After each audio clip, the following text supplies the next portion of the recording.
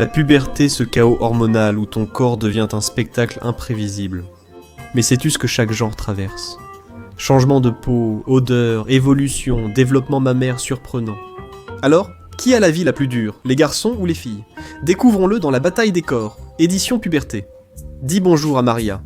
Elle est sur le point de commencer à traverser certains des pires changements hormonaux qu'elle connaîtra jamais, tout en normalisant le fait de saigner abondamment pendant plusieurs jours chaque mois. Voici Ryan, prêt à avoir de l'acné et à abuser du déodorant Axe pour masquer des odeurs qui donnent à sa chambre un aspect sale. Qui va remporter le défi de la puberté la plus horrible? Laissez vos avis dans les commentaires et pendant que vous y êtes, cliquez sur le bouton d'abonnement. Tu vas grandir, apprendre et avec un peu de chance, éviter l'acné. Quelques règles. Maria et Ryan débutent la puberté de la même façon, leurs glandes surrénales s'activent. Ces usines à hormones s'apprêtent à inonder nos deux candidats innocents de substances chimiques non sollicitées. La croissance des glandes surrénales est la première étape des stades de Tanner de la puberté. Nom inspiré du pédiatre britannique James Tanner, qui souhaitait alerter les parents fatigués. Mais les préadolescents ne s'en rendront compte que lorsque leur corps deviendra incontrôlable. Et cela signifie une chose, il est temps pour la première vague d'hormones. Commençons par Maria, parce que tu vas commencer la puberté plus tôt. L'âge moyen auquel les filles atteignent la puberté est passé de 16 ans et demi en 1860 à environ 10 ans et demi en 2010. Et elle commence toujours plus tôt que les garçons, souvent entre 8 et 13 ans.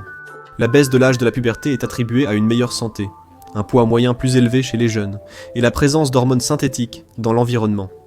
Personne n'a de réponse, mais nous savons que la puberté précoce chez des enfants moins matures ajoute du stress à tous. Et la première chose qui va arriver à Maria, ce sont les hormones, tellement d'hormones, son cerveau. Tout comme celui de Ryan, il libère la gonadolibérine qui indique à l'hypophyse de sécréter l'hormone lutéinisante, ou hormone lutéinisante, et l'hormone folliculostimulante, la hormone folliculostimulante. Mais après cette décharge, leurs chemins commencent à diverger. Maria, tu es un peu une intello.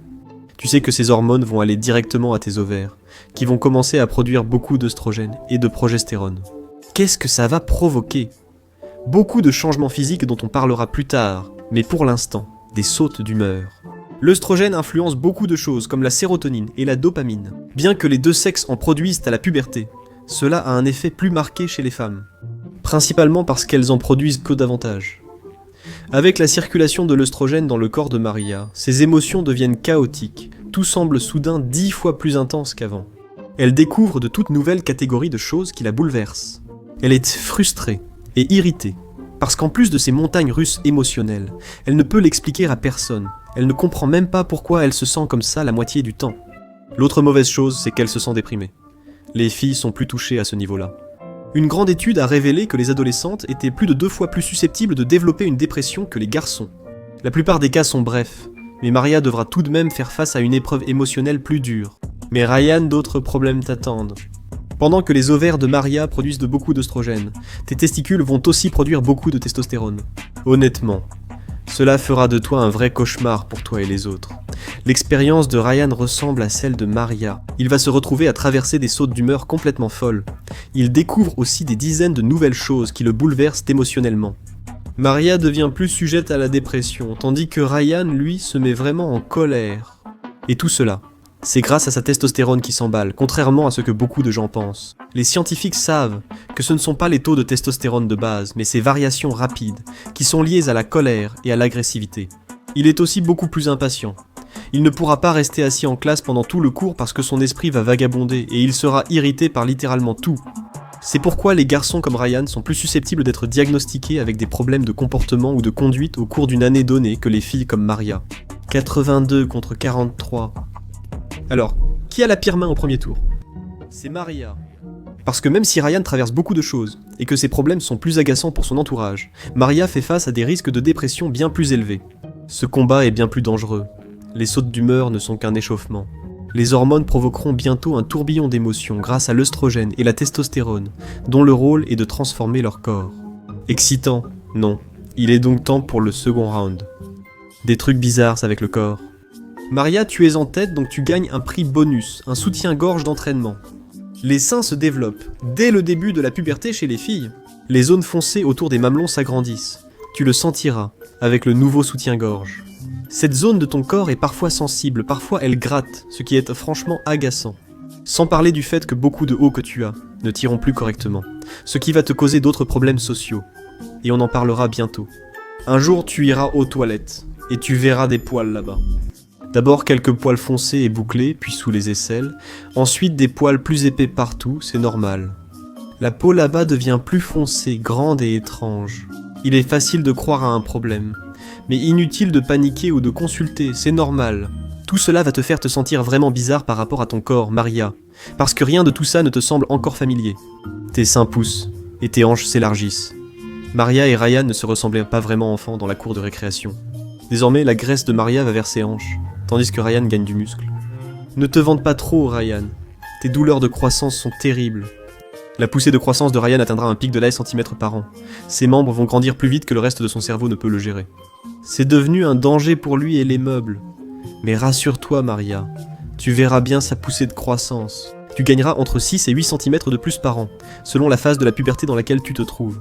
Même si c'est moins que Ryan, ça fait quand même mal. Tu risques d'avoir mal aux genoux, des douleurs articulaires et manquer de sommeil. Ryan, on a quelque chose de spécial pour toi. Tu remarques une différence ? C'est ça, tu pourrais voir apparaître des mini-seins. La gynécomastie touche plus de la moitié des garçons à la puberté, à cause des changements hormonaux. Maria a un peu de poils sous les aisselles, mais Ryan, tu pourrais presque tresser les tiens après seulement 1 an et demi. Personne ne rentre les mains vides. Tu auras aussi la peau plus foncée et des poils plus frisés là-bas. Le pénis et les testicules grandissent aussi. La puberté vise la maturité sexuelle physique. Une grande partie du processus concerne les parties intimes. Mais qui accède à la deuxième étape ? Petits seins, prise de taille, douleur. Ryan marque donc des points, mais au moins, ça ne peut pas être pire, non ? Voyons maintenant la 3e manche.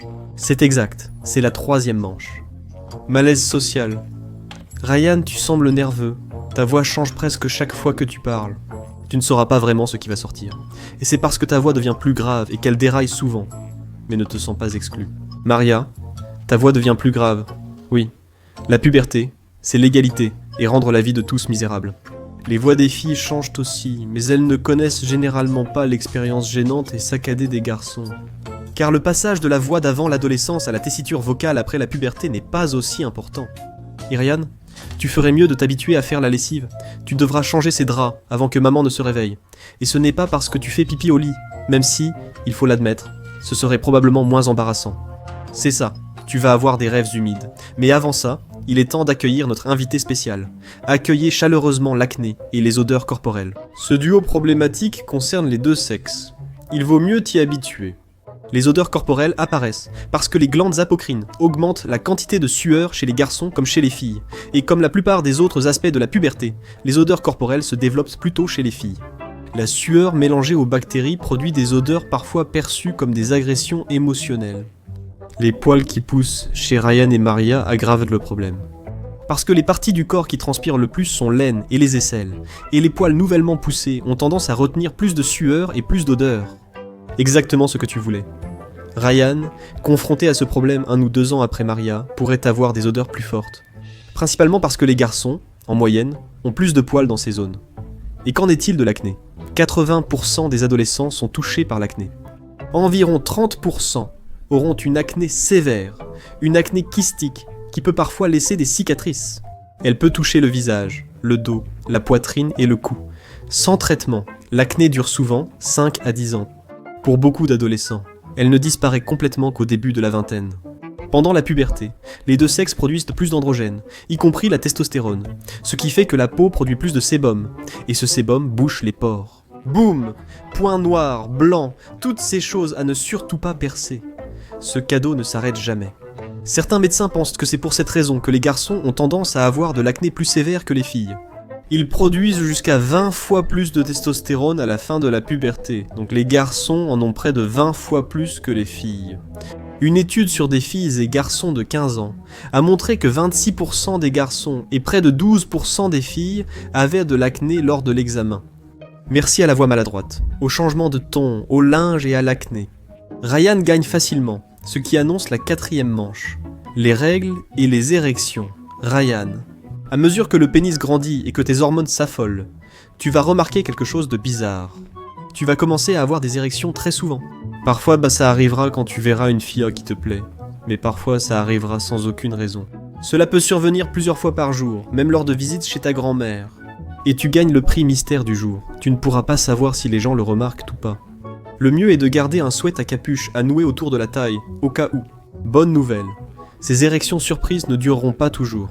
Maria, tu devras gérer les règles jusqu'à la cinquantaine. C'est un abonnement mensuel à plusieurs jours de saignement pour les 40 prochaines années, avec en prime des crampes, des sautes d'humeur et un chaos hormonal. En somme, certains symptômes de la puberté t'accompagneront une semaine par mois, et tes règles t'affecteront désormais aussi. En Angleterre, 36% des filles souffrant de règles abondantes ou douloureuses ont manqué davantage de cours, eu des difficultés de concentration et perdu une classe entière par rapport à leur père. Plus de la moitié des filles déclarent avoir de fortes crampes et des douleurs pendant leurs règles. Maria remporte une victoire facile, ce qui nous mène à une dernière chose très spéciale. Première manche, un aspect méconnu de la puberté. Cinquième manche, la puberté et le reste. Ici, tu feras face à des problèmes contraires. Ryan, tu veux grandir. Tu en auras marre d'être plus petit que toutes tes amoureuses, marre de ton meilleur ami. Il aura l'air d'un adulte toute l'année, alors que toi, tu resteras un gamin maigre avec une moustache si faible que même Timothée Chalamet en rirait. Le problème, c'est qu'on te dit de te comporter en homme. Si tu pleures ou te plains, on te rappelle que tu es un homme. Tu dois t'endurcir maintenant. La puberté, c'est aussi un peu gênant, il faut acheter un déodorant puissant. Mais tu vas aimer l'attention que tu reçois après la puberté. Mais Maria, toi, tu vas te sentir embarrassée. Tu as commencé la puberté un peu plus tôt que toutes tes amies, et maintenant les choses sont bizarres. Le port de débardeur à l'école sera interdit. Ta famille ne devrait pas te complexer sur ton corps. Ta tante te dira de te couvrir et de ne pas donner de mauvaises idées aux garçons. Tu n'avais jamais eu à penser à ça, et les garçons te prêtent une attention que tu n'apprécies pas toujours, ce qui empire. Une étude menée par l'université Cornell auprès de plus de 16 000 femmes dans le monde a révélé que 84% d'entre elles avaient subi du harcèlement avant l'âge de 17 ans. La puberté transforme ton corps et la manière dont le monde te perçoit. Donc, pour ce tour bonus, la victoire revient à Maria, et cela signifie que Maria l'emporte au final. Au final, malgré des difficultés différentes, filles et garçons partagent beaucoup durant la puberté. Ils suivent un processus qui les rend capables de reproduction, les fait passer de l'enfance à l'âge adulte, et les développe mentalement et émotionnellement. Au fond, la puberté n'est pas une compétition, mais un film catastrophe. Chacun survit à sa façon et en garde quelques histoires embarrassantes. La puberté est difficile pour tous, avec des changements parfois très visibles sur le visage. Regardez ce qu'il y a réellement à l'intérieur d'un bouton et pourquoi vous ne devriez jamais en percer un pour voir ce qui se passe vraiment sous votre peau. Ou cliquez plutôt sur cette vidéo.